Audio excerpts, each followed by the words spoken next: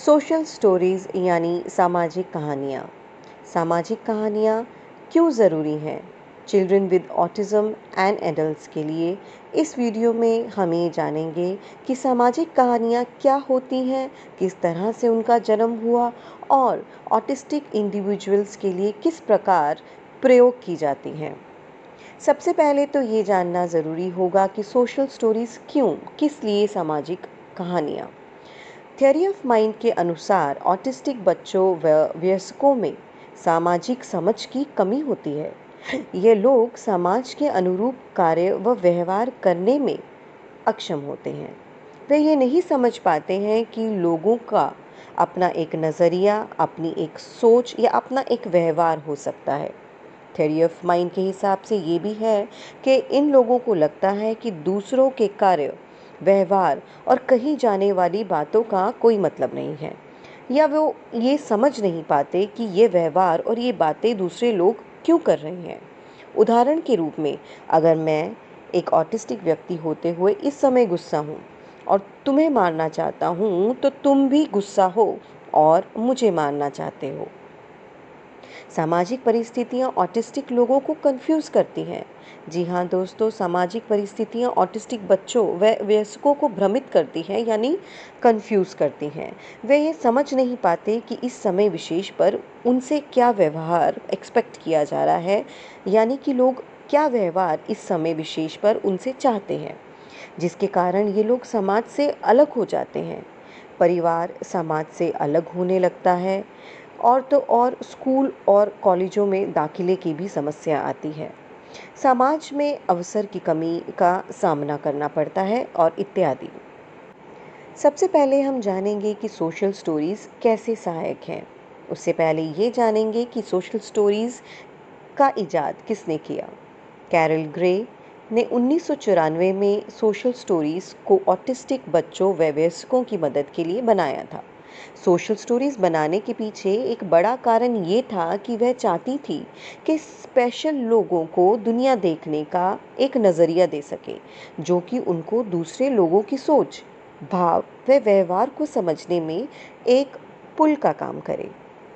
Social stories बताती हैं कि एक परिस्थिति में लोग सामान्य रूप से क्या करते हैं, क्यों करते हैं, अथवा उनकी सामान्य प्रतिक्रिया क्या होनी चाहिए। सोशल स्टोरीज़ क्या हैं? सोशल स्टोरी का एक विशेष तरीका व फॉर्मेट होता है जिसके अंदर सोशल स्टोरी बनाई जाती है। यह दर्शाती है कि किसी भी दी गई परिस्थिति में लोग क्या करते हैं। इसमें तस्वीरों का प्रयोग किया जाता है। तस्वीरों का प्रयोग करते हुए सामाजिक व्यवहार की जानकारी दी जाती है।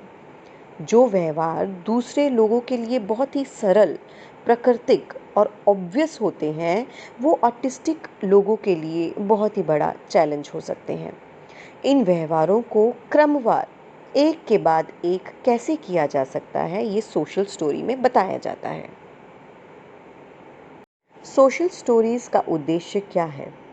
सोशल स्टोरी एक ऑटिस्टिक इंडिविजुअल को ये बताती है, ये समझाती है कि किसी परिस्थिति में उसे क्या करना चाहिए, किसी भी परिस्थिति में जनरली क्या होता है, उसे अवेयर कराने के लिए किसी नई परिस्थिति में कैसा व्यवहार करना है, अवांछनीय यानी अनडिज़ायरेबल बिहेवियर्स को कंट्रोल में रखने के लिए, व्यक्तिगत सोच और समझ को बढ़ाने के लिए, सहजता यानी कंफर्ट महसूस करवाने के लिए।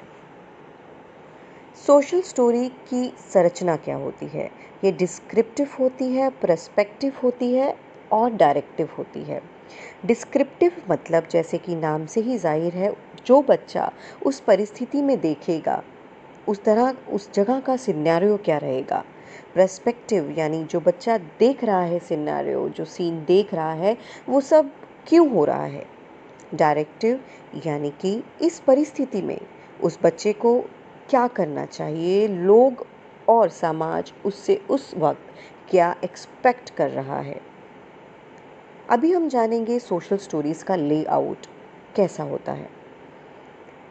तस्वीर दाईं तरफ होनी चाहिए। एक वाक्य के लिए एक तस्वीर इस्तेमाल की जानी चाहिए। टेक्स्ट यानी लिखावट बाईं तरफ होनी चाहिए।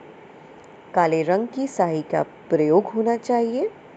सरल भाषा में लिखी जानी चाहिए।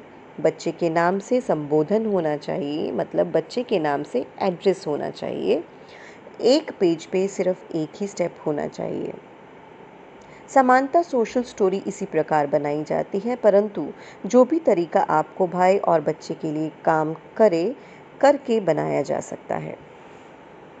सोशल स्टोरीज़ के टॉपिक आपके अपने हिसाब से हो सकते हैं। यहाँ पे कुछ एग्जाम्पल्स दिए गए हैं और इसी के साथ अगली 2 स्लाइड्स पे सैम्पल स्टोरीज़ उपलब्ध हैं। आशा करती हूँ ये इन्फॉर्मेशन आप सभी के काम आएगी। शुक्रिया।